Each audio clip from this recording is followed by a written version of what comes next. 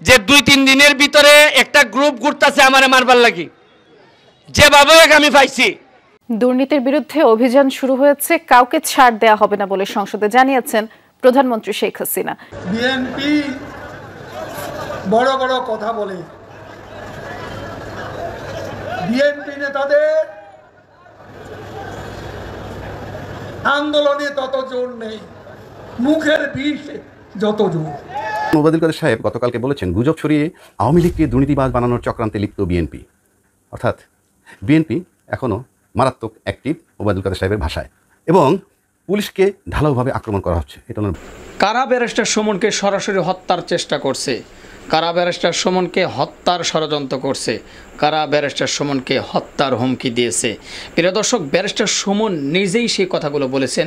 বিস্তারিত জানবেন আজকের এই ভিডিওতে। তার সাথে সাথে আওয়ামী লীগ সাধারণ সম্পাদক ওবায়দুল কাদের বিএনপিকে উদ্দেশ্য করে কঠিন হুঁশিয়ারি দিয়েছেন এবং তাদের কড়া সমালোচনা করেছেন।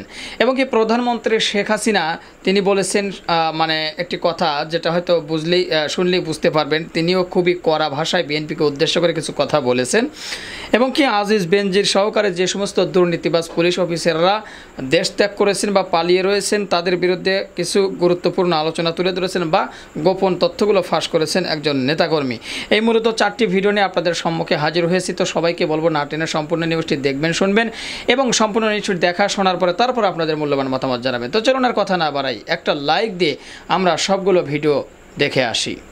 আপনারা আমার সাথে কেউ সেলফি তুলতে পারত না, কারণ আমি একটা খবর পাইছি সিরিয়াসলি যে 2-3 দিনের ভিতরে একটা গ্রুপ ঘুরতেছে আমারে মারবার লাগি, যেভাবে আমি পাইছি। আমার সিকিউরিটি আমি বিশ্বাস করি উপরে আল্লাহ নিচে আমার এলাকার মানুষ।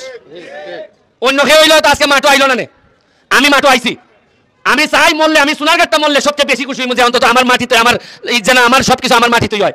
তাও আমি ভয়ে আমার কোনো কিছু কাজ আমি বন্ধ করবো না।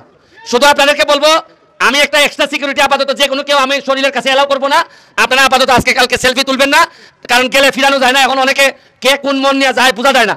সবারই তো মনে হয় আমার সোনারঘাট মাধবপুরের, কিন্তু দেখা গেল এই মাচ্চালো দাঁড়া ভাই হয়নি সাথে, এটা তো হইতে পারি না কোন সময়। ওই যে রাসেল বাইপার যেটা, তা আপনারা একটু আমার সেফটির লেগে চেষ্টা করবা, বাকিটা আমি উপরওয়ালার কাছে সাইডে দিছি। আমরা একটা আপনার আনন্দের লাগিয়া, সোনারঘাট মাধবপুরের আনন্দের লাগিয়া আগামী 10 তারিখ থেকে আমরা একটা আমন্ত্রণমূলক গোল্ড কাপ হোক অথবা 2 লাখ টাকা প্রথম পুরস্কার, আমরা আমন্ত্রণমূলক মিনিমাম 10 থেকে 15টা জেলারে আমরা দাওয়াত দিব।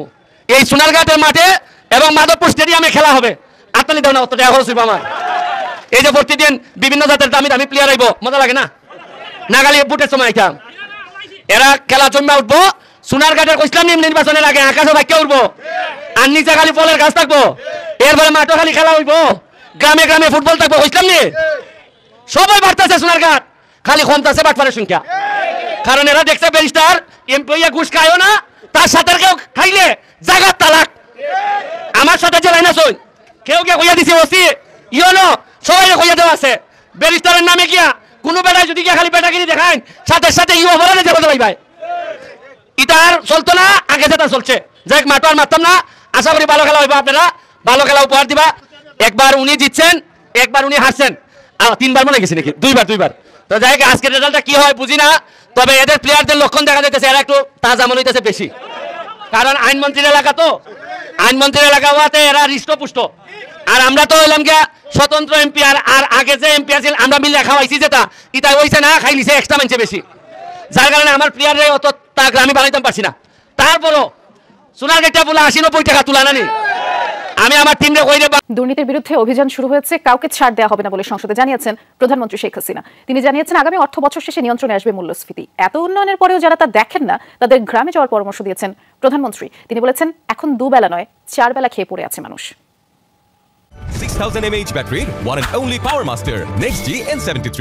মাননীয় সদস্যবৃন্দ, শনিবার জাতীয় সংসদে 2024-25 অর্থ বিলের ওপর আলোচনায় অংশ নেন প্রধানমন্ত্রী শেখ হাসিনা। দুর্নীতির বিরুদ্ধে চলমান অভিযানে কাউকে ছাড় দেওয়া হবে না বলে সংসদকে জানান প্রধানমন্ত্রী। 2024-25 অর্থবছর আগামী অর্থ বছর শেষে মূল্যস্ফীতি নিয়ন্ত্রণে আসবে বলে দেশবাসীকে আশ্বস্ত করেন সংসদ নেতা। কেউ কেউ বাজেটকে উচ্চ অভিলাষী বলেছে, কেউ বলছে ঘাটতি বাজেট। আবার কিছুক্ষণ আগে বিরোধী দলের নেতাও বললেন এই বাজেট বাস্তবায়ন সম্ভব না, বা আমাদের প্রবৃদ্ধির হার কমাতে হবে, বার্ষিক উন্নয়ন কর্মসূচি কমাতে হবে, ইত্যাদি ইত্যাদি। এবং এই চ্যালেঞ্জ নেবার মতো সক্ষমতা আছে না। মাননীয় স্পিকার, চ্যালেঞ্জ নেওয়াটাই তো আমাদের কাজ। আমরা তো চ্যালেঞ্জ নিয়েই চলতে চাই এবং চ্যালেঞ্জ নিয়েই এগিয়ে যাচ্ছি। আওয়ামী লীগ সরকারের উন্নয়ন নিয়ে যারা সমালোচনা করে তাদের নিয়েও মন্তব্য করেন প্রধানমন্ত্রী। যারা পরিবর্তনগুলি দেখেন না, উন্নয়নটা দেখেন না, তাদেরকে আমি অনুরোধ করবো গ্রামে যান। হয়তো শহরের মানুষ যা বলবে বলুক, কিন্তু গ্রামের মানুষের যে ভাগ্য পরিবর্তন হয়েছে, বা এই জেনারেল এরশাদ সাহেবের সময় উত্তরবঙ্গে যে মঙ্গা লেগেই থাকতো, এখন যা সেখানে মঙ্গা নাই, সেটাও দেখবেন। প্রধানমন্ত্রী বলেন, দেশের অর্থনীতি আমূল পাল্টে গেছে। এই বাংলাদেশ আর আগের বাংলাদেশ নেই। আজকের বাংলাদেশ আর ওই হাত পেতে ভিক্ষা চাওয়া বাংলাদেশ না, পরমুখী না। আমরা ঋণ নিয়ে পরিশোধ করি, আমরা উন্নয়নের পরিকল্পনা নিয়ে তা বাস্তবায়ন করি। বাজেটে আজকে ছোটোখাটো কিছু বিষয় নিয়ে কথা বলবো, এর ভিতরে দুর্নীতির প্রসঙ্গ তো থাকবেই। যেমন ওবায়দুল কাদের সাহেব গতকালকে বলেছেন, গুজব ছড়িয়ে আওয়ামী লীগকে দুর্নীতিবাজ বানানোর চক্রান্তে লিপ্ত বিএনপি। অর্থাৎ বিএনপি এখনও মারাত্মক অ্যাক্টিভ ওবায়দুল কাদের সাহেবের ভাষায়, এবং পুলিশকে ঢালাওভাবে আক্রমণ করা হচ্ছে, এটা ওনার বক্তব্য। অ্যাবসলিউটলি রং।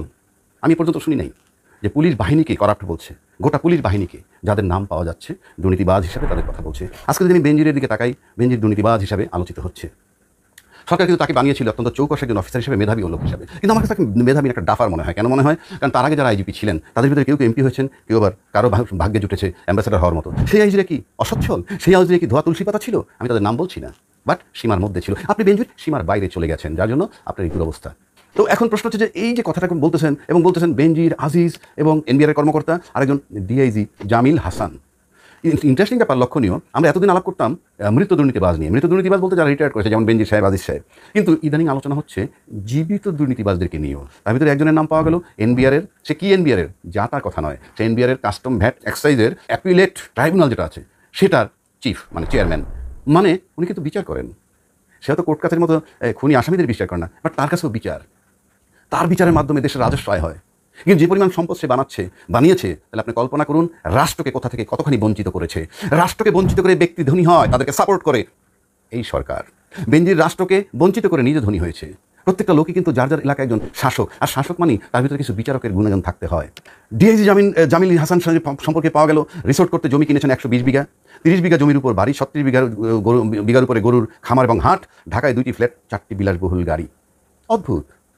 আর এদের পক্ষে সরকার কীভাবে সাফাই গায়? কিছুদিন আগে বেনজির সম্পর্কে বলা হয়েছে যে বেনজিরের দুর্নীতি এখনও তাকে দুর্নীতিবাজ বলা যায় না যতক্ষণ তার সে কৈফিয়ত না দেয়, কিংবা তার আত্মপক্ষ সমর্থন না করে, কিংবা দুদকে গিয়ে এসে যাবে। মানে অদ্ভুত। তাহলে যে পত্রিকায় রিপোর্ট আসলো, ইউটিউবে আসলো, সব ফলস। তাহলে আওয়ামী লীগের ইউটিউব কোথায়? তারা কেন রাস্তায় মিছিল করে না যে বেনজিরের বিরুদ্ধে যা বলা হয়েছে মানি না, মানবো না? কেন বলে না?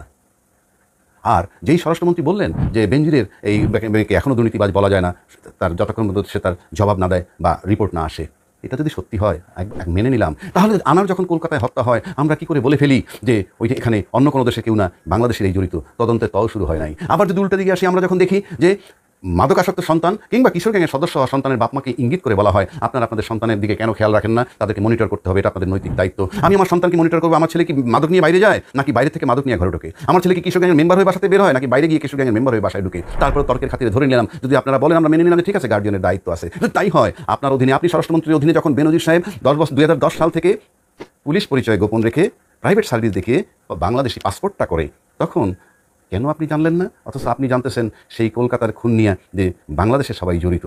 তাহলে কি দাঁড়াচ্ছে? Protection, shelter. আবার যদি হাসান মাহমুদ কয়েকদিন আগে বলছেন কি ব্যাপার কি, যে বেনজিরের দায় দায়িত্ব সরকার নেবে না, যার যার দুর্নীতির বিচার হবে, এবং এই সরকার কাউকে দুর্নীতির জন্য ছাড় দেবে না, এই ধরনের বক্তব্য আমরা শুনি। এবং আবার এইও বলতেছেন ওবায়দুল কাদের সাহেব, বাংলাদেশের বিচার বিভাগ স্বাধীন, বাংলাদেশের দুদক স্বাধীন। দুদক স্বাধীনের চেহারা তো আমরা দেখতেছি। বেনজির, আজিজ, মতিউর রহমান এবং ডিআইজি জামিল হাসান, তারা তো মঙ্গল গ্রহে থাকেন না। কোথায়? তাদের বিষয়ে তো কোনো কথা আমরা শুনতেছি না। এবং এটা বলার পর যদি আমাকে দুদক স্বাধীন মানতে হয়, এবং এটা বলার মানে কি অন্যান্য সংস্থাগুলোকেও আমরা স্বাধীন বানাচ্ছি। ইয়েস, স্বাধীনতা মানে বোধহয় এই হতে পারে। স্বাধীন মানে হয়তো ওবায়দুল কাদের সাহেব বুঝিয়েছেন, স্বাধীন মানে তোমরা যে যেখানে আছো যার যা খুশি তাই করো। এবং আমার কাছে মনে হয় যে এদেরকে যেভাবে প্রিভিলেজ আমরা দিচ্ছি বা সরকার দিচ্ছে, এতে আমার কাছে মনে হয় যে আওয়ামী লীগ সরকার বা সমতায় যারা আছেন এখন, তারা বোধহয় they are very much loyal to their commitment. এবং এটাকে বলা যায় ক্ষমতাসীনদের কৃতজ্ঞতাবোধ। আমি কেন বলছি?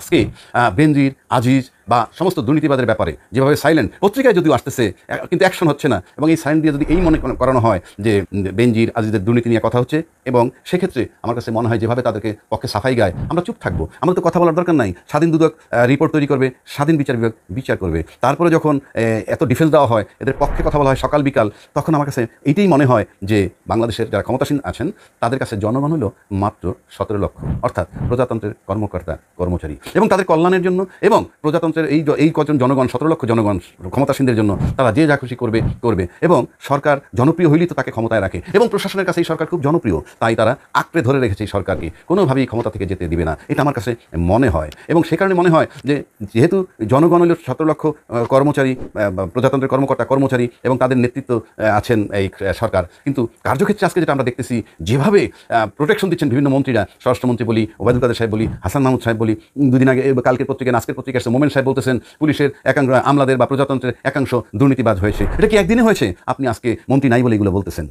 আর আজকে যেভাবে এদের পক্ষে কথা বলা হচ্ছে তাতে মনে হইতেছেই যে রাজনৈতিক নেতা যখন বেকায়দায় পড়ে কিংবা রাজনৈতিক নেতার বিরুদ্ধে যখন দুর্নীতিবাজ এই ধরনের ব্যাখ্যা আসে, বক্তব্য আসে, তখন কিন্তু মাঠে কর্মীরা নেমে যায়। মাঠে কর্মীরা নেমে কী করে? স্লোগান দেয়, ষড়যন্ত্রমূলক মামলা কিংবা সে দুর্নীতিবাজ নয়, এই ধরনের কথা বলা হয়। তা আমার কাছে মনে হয় আজকে যেভাবে মন্ত্রীরা এই বেনজির আজিজের পক্ষে সাফাই গাচ্ছেন তাতে আমার কাছে মনে হয় রাজনৈতিক নেতা হিসাবে তারা আবির্ভূত হয়েছেন। বেনজির সাহেবকে আজকে রাজনৈতিক নেতা মনে হয়, আজিজ সাহেবকে, এবং যারা ক্ষমতাসীন তারা হয়তো তাদেরকে প্রোটেকশন দিতেছেন এমনভাবে যে মনে হয় যে নেতা আটক করেছে বা নেতার বিরুদ্ধে বক্তব্য হচ্ছে। তা না হইলে আপনি একটা দেশে তারা দুর্নীতি করছে কি করে নাই রিপোর্ট করবে এবং স্বাধীন বিচারালয় বা বিচার বিভাগ বিচার করবে, আমরা চুপ থাকলেই তো পারি। সেটা আমার কাছে যেটা মনে হয় এটা আওয়ামী লীগের বা ক্ষমতাসীনদের যারা আছেন, ক্ষমতায় যারা আছেন, বিশেষ করে তাদের কৃতজ্ঞতা বোধ ছাড়া আমার কাছে আর কিছুই মনে হয় না। এবং এত ব্যাপকভাবে দুর্নীতি বিষয়গুলো পত্রিকায় আসতেছে। আমি একটা জিনিস দেখলাম যে বছরে 700 থেকে 800 কোটি ডলার পাচার হয় বলে ডলার সংকট, এটা বলেছেন সাবেক পরিকল্পনা প্রতিমন্ত্রী ডক্টর শামসুল আলম। উনি বলেছেন, অর্থাৎ আমি যেটা বলতে চাচ্ছি, বিদেশে যে টাকাটা যায়, যে যেখান থেকে যেভাবেই যে ফর্মেই যাক, বৈধভাবে যাক আর অবৈধভাবে যাক, যায় তো ডলার, আর ডলার জ্বালিয়ে গেলে তো ডলার সংকট হবেই।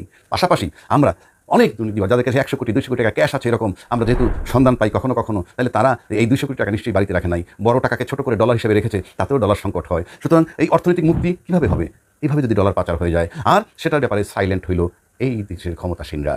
এবং ক্ষমতাসীনরা আজকে আমি মনে করি তারা যেভাবে ক্ষমতায় আছে এবং তাদেরকে যেভাবে রাখা হয়েছে এবং এটা তাদের কৃতজ্ঞতাবোধ। আমি দেখেছি গত 2014 সাল থেকে যে, এবং সবচেয়ে বড় কথা হলো বাংলাদেশে যে 2বার সরকারের পতন হয়েছে এরশাদ সাহেবের এবং খালেদা জিয়ার, দুবারই কিন্তু প্রশাসন এই আন্দোলনের সাথে সম্পৃক্ত হয়েছিল। কিন্তু এই সরকারের সৌভাগ্য, যখন বিএনপি ক্ষমতায় থাকে তখন প্রশাসন এই সরকারকে সহায়তা করে। কেন? আমরা দেখেছি 96 সালে যখন মেয়র হানিফের জনতার মঞ্চ হয়েছে তখনও টনক নড়েনি খালেদা জিয়ার, কিন্তু মহিউদ্দিন খান আলমগীরের নেতৃত্বে যখন জনতার মঞ্চে লোক নেমে আসছে তখনই পতন হয়েছে। আর 28 অক্টোবর বিএনপি যখন মাঠে নামছে তখন প্রশাসনের বিরুদ্ধে লড়াই করতে হয়েছে এই বিএনপির, অর্থাৎ বিএনপির লড়াই হলো দুইটা দলের সাথে, ক্ষমতাসীন দল এবং প্রশাসন। সুতরাং এই যে প্রশাসন যেভাবে কৃতজ্ঞতাবোধ প্রকাশ করতেছে ক্ষমতাসীনদের কাছে, একইভাবে ওদেরকে প্রোটেকশন দিচ্ছে এই সরকার এবং তাদের প্রতি কৃতজ্ঞতাবোধ। আজকে ওবায়দুল কাদের সাহেব বলেন গুজব ছড়াচ্ছে আওয়ামী লীগের বিরুদ্ধে দুর্নীতিবাজ। আমি দেখেছি বহু আগে থেকেই ওবায়দুল কাদের সাহেব এরকম কথা বলেছেন বা অন্যান্য মন্ত্রীরা বলেছেন। যখন র্যাবের উপরে স্যাংশন আসলো তখনও বলছে বিএনপির দায় এটা। যখন ভোটারের উপস্থিতি কম হয়ে গেছে তার দায়ও বিএনপির। দ্রব্যমূল্যের ঊর্ধ্বগতি সেটা দায় দেওয়া হয়েছে বিএনপিকে। পুলিশ হত্যার দায় বিএনপি। ডলার সংকট সৃষ্টি করে আমদানিতে বাধা সৃষ্টি করছে বিএনপি। সাম্প্রদায়িক বিষ বৃক্ষরোপণ করেছে বিএনপি। জঙ্গিবাদ লালন করছে বিএনপি। অথচ 17 বছর যাবত, অথচ ক্ষমতায় 17 বছর যাবত আওয়ামী লীগ। তো এত গুজব যখন ছড়ায়, আপনাদের ইউটিউব নাই, আওয়ামী লীগের লোকের ইউটিউব নাই, বিনা পয়সায় ইউটিউব চ্যানেল খোলা যায়। আপনি চ্যালেঞ্জ করে দিচ্ছি, দেখি না আওয়ামী লীগের লোকজন কর্মী তারা সবাই খুলে ওই ইউটিউব চ্যানেল খুলে কেন বলে না বেনজির দুর্নীতিবাজ নয়, আজিজ দুর্নীতিবাজ নয়, কেন বলে না? তাহলে কি চরম সত্যটা তারা বাইরে যাই বলুক মেনে নিচ্ছে? তারপরেও বলছি এটা কিছুই না, ক্ষমতাসীনদের কৃতজ্ঞতাবোধ এই আমলাদের প্রতি, এবং এই যতক্ষণ এই সরকার ক্ষমতা আছে এবং তাদেরকে আমলারাই টিকিয়ে রাখবে। দৃপ্ত পদের দিকে এগিয়ে যাওয়ার আরেক নাম বাংলাদেশ আওয়ামী লীগ। আমরা মৃত্যুর মিছিলে দাঁড়িয়ে জীবনের জয়গান গাই। আমরা ধ্বংসস্তূপের উপর দাঁড়িয়ে সৃষ্টির পতাকা উড়াই। আমরা আমাদের শিকড় বাংলাদেশের মাটি অনেক গভীরে। আমাদের জন্ম বাংলাদেশের জনতার মাঝ থেকে, আমাদের জন্ম জনগণ থেকে। আমরা অস্ত্র উঁচিয়ে শেষ রাতে ক্ষমতা দখলকারী দল নয়, জনগণ থেকে, জনগণের মাঝে, জনগণকে নিয়ে আমরা মুক্তিযুদ্ধ করেছি বঙ্গবন্ধুর নেতৃত্বে।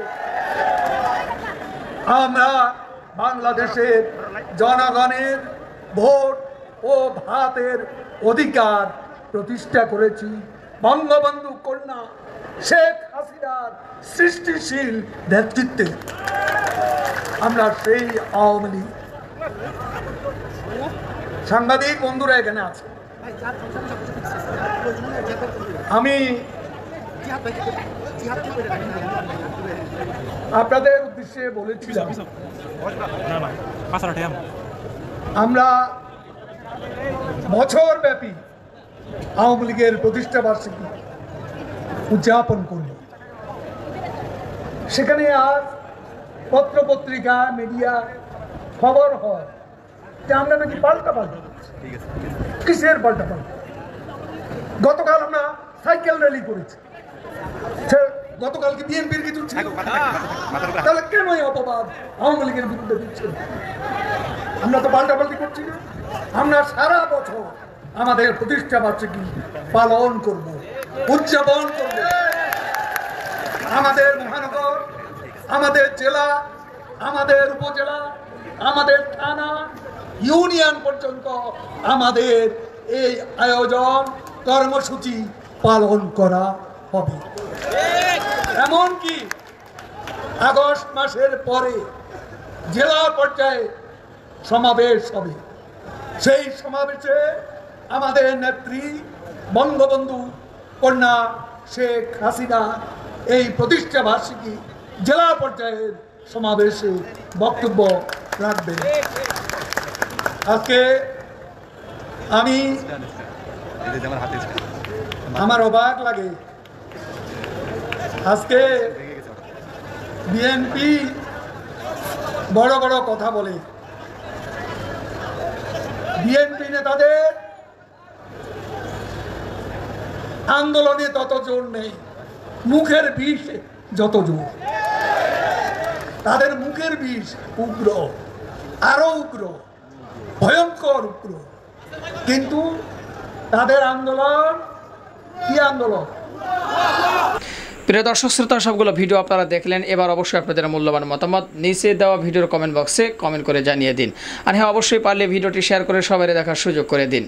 আর আমাদের চ্যানেলে এখন পর্যন্ত যারা সাবস্ক্রাইব করেনি, প্রতিনিয়ত এ ধরনের সকল প্রকার নিত্য নতুন আপডেটগুলো পেতে আমাদের চ্যানেলটি সাবস্ক্রাইব করে আমাদের সাথে থাকবেন। আর যারা সাবস্ক্রাইব করেছেন তাদেরকে ধন্যবাদ। তো যাই হোক প্রিয় দর্শক, সর্বশেষে একটি কথা বলবো, সেটি হলো ব্যারিস্টার সুমন সম্পর্কে আমরা সকলে খুব ভালো করেই জানি যে ব্যারিস্টার সুমন এবার নতুন নবনির্বাচিত এমপি হয়েছে।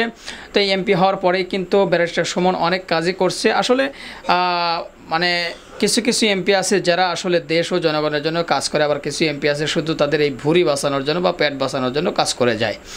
তো এখন কথা হলো ব্যারিস্টার সুমনের যতটুকু আমরা বিষয়াদি দেখছি বা সোশ্যাল মিডিয়ায় সব ভাইরাল হচ্ছে, আর যেখানে বোঝা যাচ্ছে যে ব্যারিস্টার সুমন যে চুনারঘাট এলাকায় আছে সেখানকার মানুষের আসলে কপাল খুলে গেছে বললেও আপনারা পারেন। কেননা ব্যারিস্টার সুমন কিন্তু সেখানে প্রচুর পরিমাণে মানে তার শ্রম দিয়ে যেভাবেই হোক সেই এলাকায় কাজ করে যাচ্ছে। তো এইরকম যদি গোটা বাংলাদেশের সকল এমপি মন্ত্রীর হতো তাহলে কিন্তু মানুষ অভাবের মধ্যে থাকতো না, মানুষ দুশ্চিন্তায় থাকতো না। তো আপনারা কি বলেন সেটা অবশ্যই কমেন্ট বক্সে জানাবেন।